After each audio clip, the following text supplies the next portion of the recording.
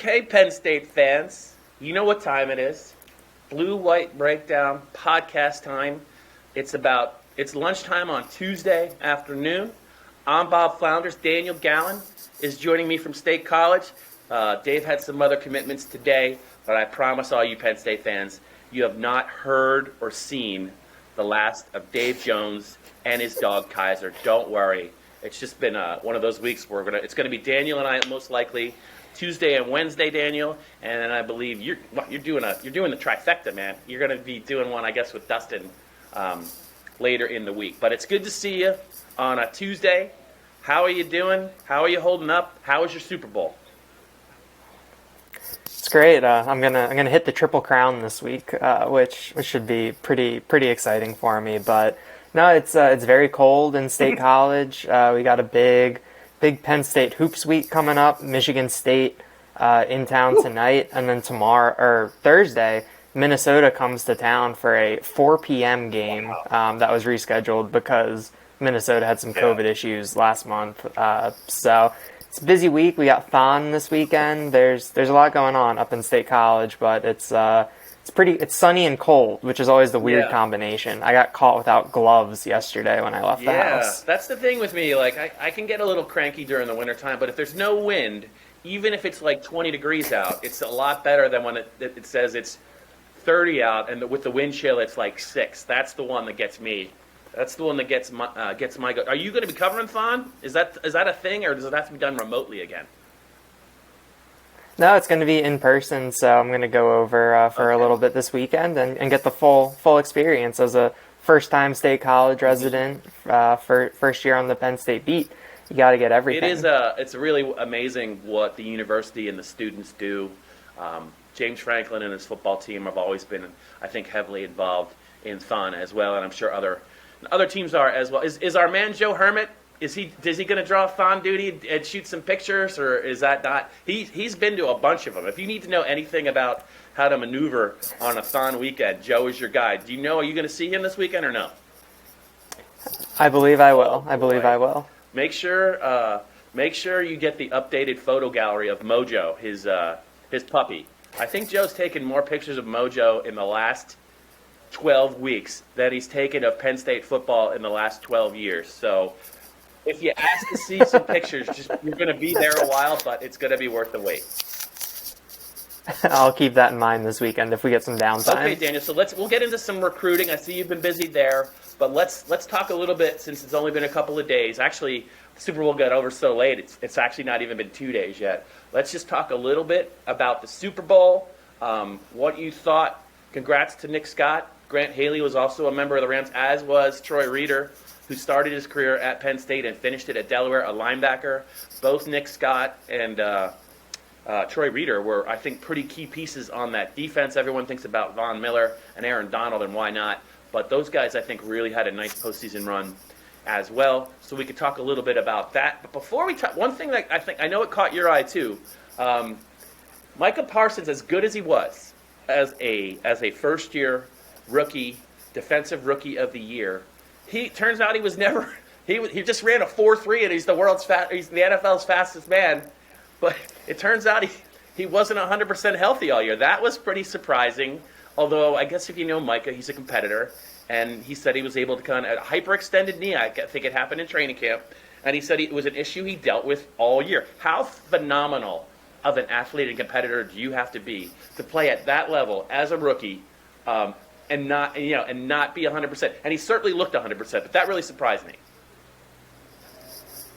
Yeah, I mean, the fact that he was able to play through that, it just really shows you kind of the level of athlete that he is. And it's always funny this time of year. Yep. I know that it's talked about more in kind of hockey when hockey season ends, but when football season ends, it's all these guys are going under the knife for various things that you had no idea about. It comes out, so-and-so played through this. So-and-so, this happened in week 1. I remember the Eagles Super Bowl year. It was Alshon Jeffrey played the whole season with the torn rotator cuff that happened in training camp.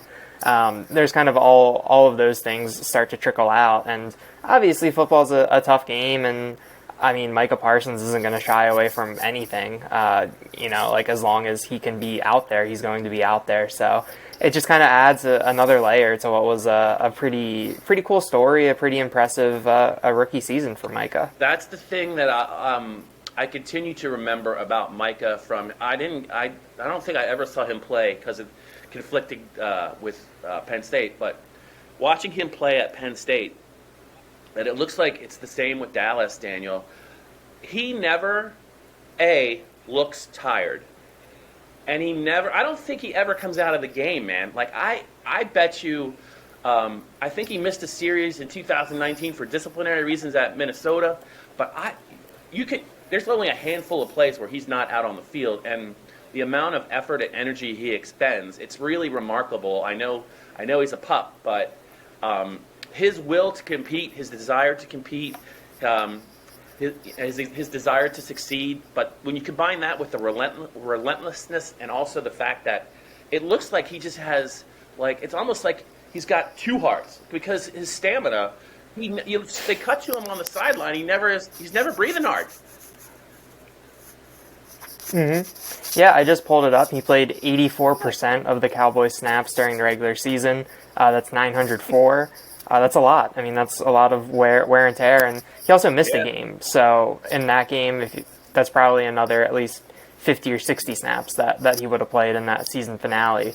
Yeah, I mean, I think that it's just really interesting how the Cowboys are going to use him moving forward. They're bringing Dan Quinn back, which I think is good for Parsons, getting that second year in that system. And it's kind of the thing where he can do so many things. And I think that if the Cowboys were to use him in one particular role, like if he was a full-time pass rusher, I mean, I think that would be pretty impressive, pretty disruptive. If he was a full-time off-ball linebacker, he could definitely make some plays in space. So I think it'll be interesting because he can do so many things well, and he was helping the Cowboys in all of those areas. So it's a fun storyline, and it's like that type of player is just so much fun to kind of follow and kind of play to play. All right, where is he? What can he do in this situation? Yeah, very good. I think you're thinking the way that I'm thinking. It is in Micah Parsons' best interest to be a full-time pass rusher at an end rather than an off-the-ball outside linebacker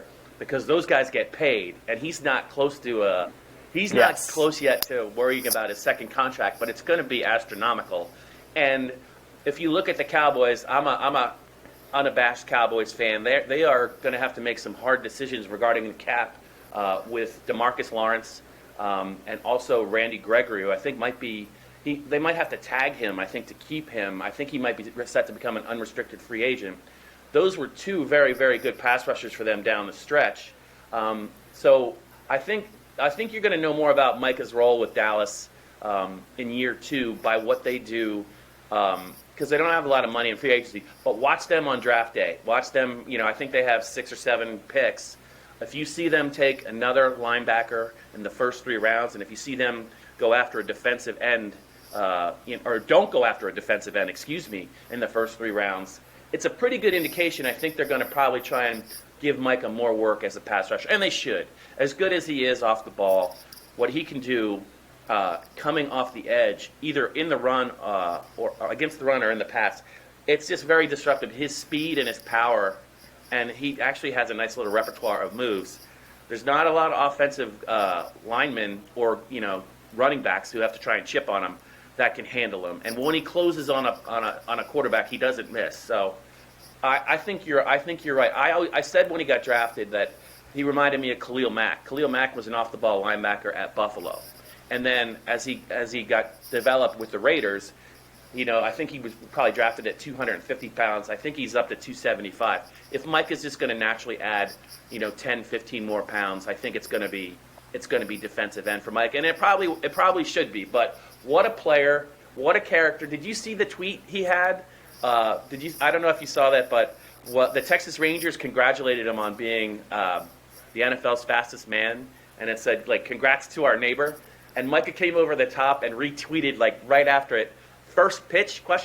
So he's just lining things up. He's one move ahead. So I'm glad the Cowboys got him, and I know that he's going to get better. But let's get to the Super Bowl, Daniel. What were your thoughts? What were your main takeaways?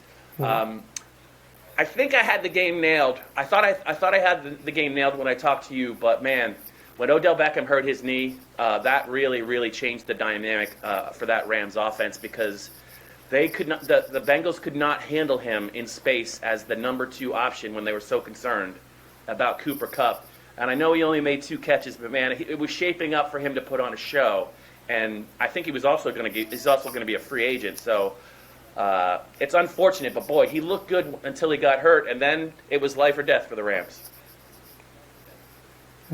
Yeah, I think that you kind of saw the impact of losing Beckham in kind of the key spots in the second half when they're throwing it to Ben Skoranek, and it's just kind of the offense just looked kind of listless after he left. I mean, obviously the Bengals were game planning for Cooper Kupp, and for the most part they did a good job until the very end when they really started to feed him. But I kind of felt like they should have started feeding Kupp a lot earlier because I think he's the type of player that you can force the ball to just based on what he can do with the ball in his hands. And I think that kind of what Stafford's the type of quarterback that can force him the ball. I mean, he's got the big arm. He can fit into the tight windows. Obviously, you saw the interceptions and whatnot, so you're running some risk reward there. But I was kind of surprised that it took that long to get Kupp involved. I think it's a thing where I'm sold on Sean McVay as kind of a play designer and a scheme designer, but I'm not as in on him as kind of the in-game coach in terms of like some of the aggressiveness and that kind of thing, where it took you that long to really get Cooper Kupp involved on a consistent basis. So, I mean, I think the thing for me that you were just kind of waiting for was how the hits on Joe Burrow were going to add up. And we saw that at the end with kind of what Aaron Donald did and Burrow getting his knee wrenched in that really just ugly. I mean, both he and Stafford. Yeah. I mean, both of the way that those guys got bent, it was just kind of, you were really worried that you weren't going to see either of them again. But it was the thing where it was the thing I was worried about. Like watching that Bengals-Titans game a couple weeks ago, it was like, all right, we've seen what Jeffrey Simmons is doing. What's Aaron Donald going to do? And, they got after him, and it was kind of what you expected, and it affected the game in that way. Yeah, both defenses, I thought, had the offense's number for much of the game. Like, there was too much talent for them to, completely shut down the Rams or to completely shut down the Bengals. But both defenses, I thought, were really good. The Bengals defense was good. Man, the whole postseason, it was really hard to see coming. It was more the sum of their parts maybe than – I don't know that they have like super-duper standouts other than the Hendrickson guy and Bates at safety. They have some good corners, and I think that DC really had a nice game plan, mixing up coverages, crowding scrimmage, creating confusion for Matt Stafford. So, yeah, it was a tense game. The Bengals, I think now – that's why I wanted to talk to it with Dave Jones, because Dave is now back on the Bengals bandwagon. They lost by 6 to the Niners, I think, in their first Super Bowl. They lost by 4 to the Niners again in their second Super Bowl, and that was the Joe Montana drive to John Taylor at the end.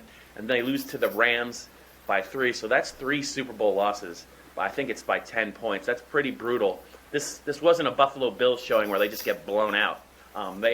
They could have easily won all 3 games, and it's unfortunate, but I don't know how quickly they're going to be back. And the reason I say that, Daniel, is if they do not find a way to protect Joe Burrow, you said it. He might have just caught a huge break that he didn't blow out his knee in that game, and you just can't keep keep getting hit like that. They have an elite running back. They have 2 tremendous wideouts now. They have Joe. They have a nice tight end. Who I think will be healthy next year. They just have to really double and triple down on just bulking up that offensive line with quality people, both inside and outside. I don't think he can last another year like this. I don't think he will get through 2022 if he gets hit the way he's been hit the last 2 years. He was fortunate on Sunday, but they have to be better. You can't have a quarterback like that and then not be able to protect him. It's the same thing that happened with Joe Namath and the Jets. He was damaged goods when he got to New York, but he took so much punishment that his body just gave out at an early age, and it could happen with Burrow. Yeah, before the game on Saturday, I was going through some of my old stories on PennLive because I remembered that I covered Burrow in the Bengals-Eagles game last year, just the That atrocious tie. 23-23 tie where, yeah, Doug Peterson played for the tie. Not great. But so I went through and I was looking at kind of what the Eagles players were saying before the game and what happened over the course of the game. And I think Burrow, it was 8 sacks and 18 quarterback hits in that game. Like, you watched him and it was like he's not going to survive. He's not going to make it. And I think that's something that you really have to look at. I mean, I think immediately after the game there was a little bit of kind of revisionist history with the Jamar Chase versus Penei Sewell, where I think down the stretch of the season the narrative was like, Cincinnati went for the playmaker and it's paying off, and then as soon as the Super Bowl happens, it's, well, maybe like it wouldn't have mattered who was on the outside. You needed the offensive lineman. I mean, I think the Chase pick was fine. I mean, I think that it paid off. But I think that this offseason, they're really going to have to look at that offensive line, and they're really going to have to, I think you're really going to see what the commitment is from ownership, because you're going to have to pony up to pay. To keep some of these guys around, and to because I think Jesse Bates is a free agent, so that'll be a decision. So you have to pony up to, I guess, pay and put pieces around Burrow and things to keep him healthy, and I think that paying that money now will save you in the long run from the cost of a broken quarterback. Yeah, I think Joe Burrow has won over a lot of NFL fans outside of the state of Ohio this year, and I think he's very well respected throughout the league, defensively, offensively. I think people know that he is just legit, and the Bengals finally got a number 1 pick like that right, because they certainly missed on. I think was it David Klingler, Andre Ware. There was another one. There's like they're his. Achilles Smith. Yeah, that's the one. Achilles Smith, the Oregon kid. At least they got this one right. But man, if they don't bring in 2 or 3 really talented pieces, whether it's rookies or, I have to think they have to be under the cap, because they don't spend any money. They just have to upgrade that offensive line, because you're right. I mean, you're playing in an AFC where the Titans are going to be pretty good on defense for a while, and if a couple of it, the Denver Broncos are good on defense. So, and they play. The Ravens. That year they had this past year. Usually they're going to be much better on defense if there's no injuries. He just can't afford to. He's not going to survive. So. Let's move on from Joe and just talk real quick. So, Nick Scott, Grant Haley. Nick Scott's really the guy, I think. And I've told this story before. He was all set to be, he's determined to be a running back at Penn State, and he came in. I think he came in a year before Saquon Barkley. I think Nick Scott was in Franklin's first class, and then Barkley came in the next year.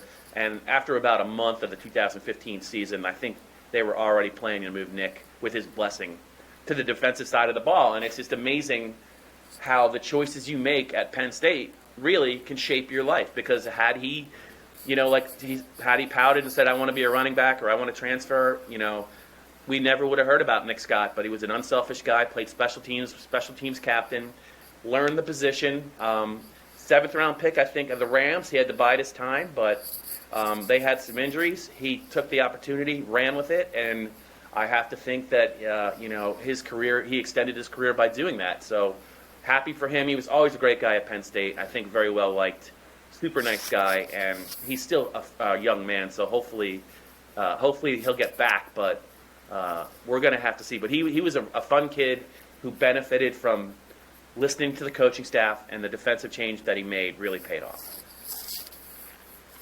Yeah, that Nick Scott is going to feature prominently in a lot of recruiting material now, and probably in the material on how Penn State re-recruits its players to stay with the team and not test the waters in the transfer portal. So it's kind of the thing where in the trickle down, I think that he gives Penn State, James Franklin, obviously they don't really need any more help recruiting because it's already one of the staff strengths, but it's just another tool, another guy they can point to kind of make their case and to show players kind of, if you stay here for 5 years, you can get drafted. You can use what you learned in waiting to when you're in the NFL, and you most likely do have to wait. So I think it's just kind of a cool story just because of the progression of it, with 5 years in college and then it's his 3rd year in the NFL before he gets to start. and then plays every snap in the postseason. I think I saw he was the only Rams player to play every snap in the postseason, defensive player. So it's a pretty cool accomplishment. And I was on Zoom with him on Thursday night, very focused, shot down any questions he got asked about intercepting Tom Brady, and kind of kept it looking forward. Good for Nick. I want to make sure we get to this. And I know you'll talk about it later in the week. But it's not necessarily old news. But Penn State continues to recruit the future. I think there's a little bit of news we can kind of talk about involving the 2023 class and maybe a couple talented players. They've made like a cut, like a finalist cut for a couple players, and also I believe they've offered some quarterbacks in the 2024 class. Is that accurate? Yeah, Penn State, it's kind of that time of year where the various kids will kind of cut down their lists. It is kind of funny because here's my top 7, but I'm still willing to listen to anyone, or every once in a while it'll be this is my top 5, but I'm also still talking to XYZ and still interested. So last week there was an offensive lineman, a 5-star named Caden Proctor from Iowa. Michigan, Oregon, Alabama, Notre Dame, Georgia, Iowa, Penn State, in his top 7. He's a top 5 overall prospect. So obviously Penn State would have a lot of work to do there. I think last year Iowa actually signed, I think, one of their highest, if not their highest rated recruit of the rankings era. He was a safety who was from Iowa. So that was a pretty big get for them. And I think that's one of those things where it'll be interesting to see kind of how that shakes out. And then a defensive lineman from Alabama named Tamarian Parker. Penn State, Alabama, Georgia, Ohio State, Tennessee. So some SEC country and a Big Ten rival. Obviously, Penn State, I think, has kind of taken care of the offensive line so far, but I had a question in the mailbag today about kind of recruiting the defensive line, what the blueprint is, how you need a very disruptive defensive line.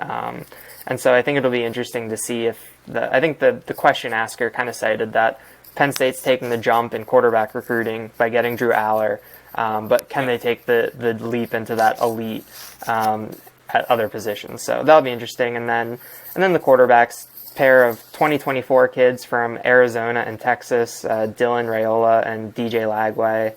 I think Raiola is a 4-star in the 247 Sports House rankings, and Lagway is currently unranked. So the quarterback recruiting is pretty interesting, given that you have Aller, but you don't necessarily think Penn State will be able to do kind of what Ohio State has done, where you just you have the succession of high 4 and 5-star guys. I think it'll be interesting to see kind of how Penn State can kind of create some momentum and keep it going, because you don't want, even if Aller is a program great, you don't want him to be a flash in the pan. You need to have kind of the succession plan lined up, and that even starts in 2023, and Penn State has its eye on 2024, so we'll see. I mean, I think Mike Yurcich did a great job identifying Aller early and sticking with it, and I think that's kind of the hope moving forward, that Mike Yurcich can kind of ID these guys at a young age. Penn State can get in early, and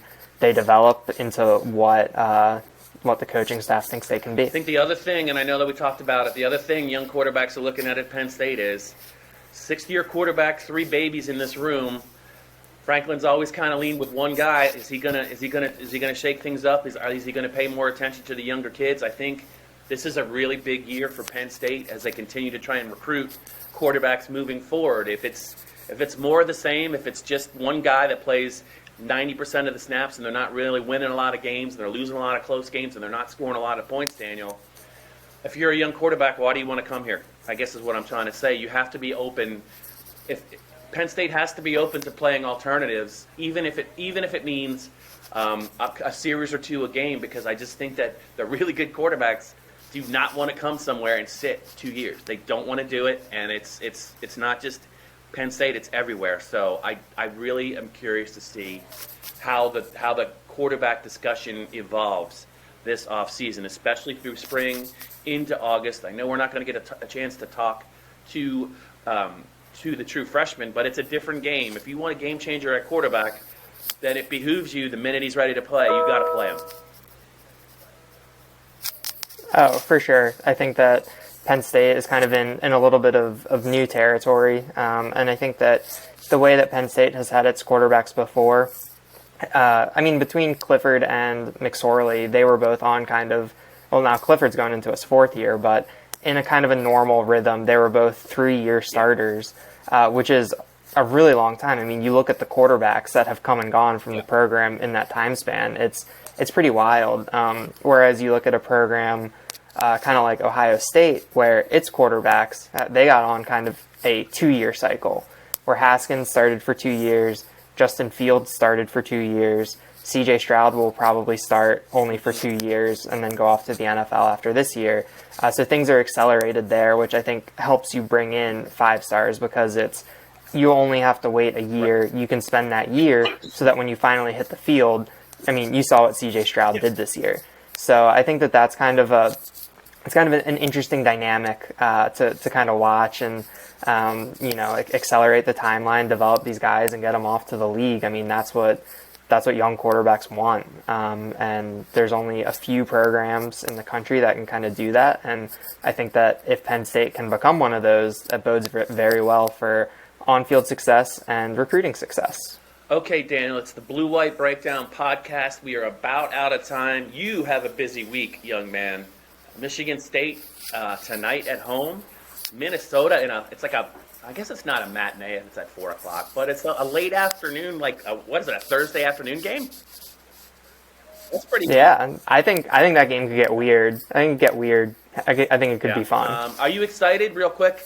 Are you excited to, I don't know if have you ever covered a Thursday night college football game? I don't think Penn State's ever played one. I know they played on a Friday night a couple years ago, but I don't think they've ever played a Thursday night game. Are you excited by the anticipated news that Penn State will be September 1st, that Thursday, I guess, on Fox? I covered my fair share of Thursday night games in the NFL. I'm the NFL. The NFL. I mean, Maryland was not. I never covered a night game when I was covering Maryland, either in college or after college. That didn't really register on the ratings. But no, I mean, I did the Eagles had plenty of Thursday night games, and I mean, I think the Thursday night home games are fine because you get home at 3, work till 4, get up at 9, get up at 8 to hear Doug Peterson on the radio. But the road games, that's where it got tricky. Oh, yeah. I think 2019 they were at Green Bay, and I had a 6:30 flight out of Milwaukee the next morning. So I drove up from Milwaukee Thursday morning, and then left Lambeau Field at probably 2 a.m. Drove back to Milwaukee, went through security, sat at the gate, did some work, and then flew home. So I think that ended up being like a 35-hour day. But it was fun. Got to go to Lambeau. But I'm excited for Thursday night. I mean, college football at night, it's a lot of fun. It's something different. I've never been to Purdue, and I'm sure that because it's a season opener, they'll be excited. And they should have a very, very interesting team with that quarterback back.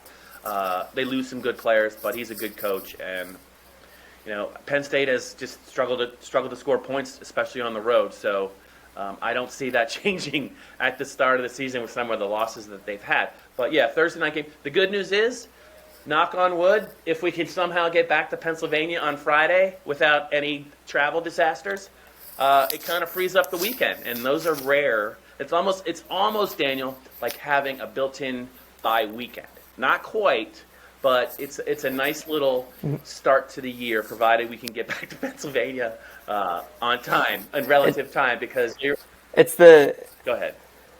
It's the mini bye. It's the mini bye to start the year, and I can't remember the last time I had a Labor Day weekend where I didn't have to work. So I'm looking forward to, when they announced the change, I was like, oh, like night game on the road, that's going to be tough, but.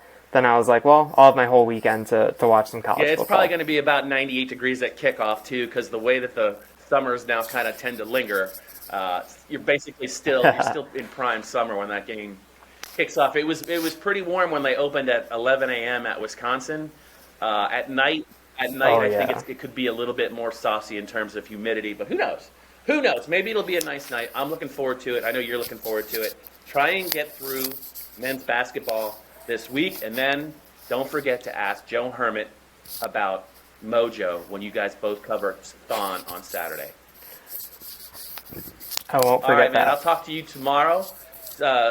Take care. Stay warm. And you guys will be back a little bit later, actually 24 hours from now, to talk some more stuff. We're going to go in a different direction, I think, tomorrow. So we won't be talking. We promise we won't be talking about the Super Bowl and all the bets I lost because Odell Beckham blew out his knee. Just killer, man. It was a killer. But I think he probably feels worse. Anyway, Daniel, take care.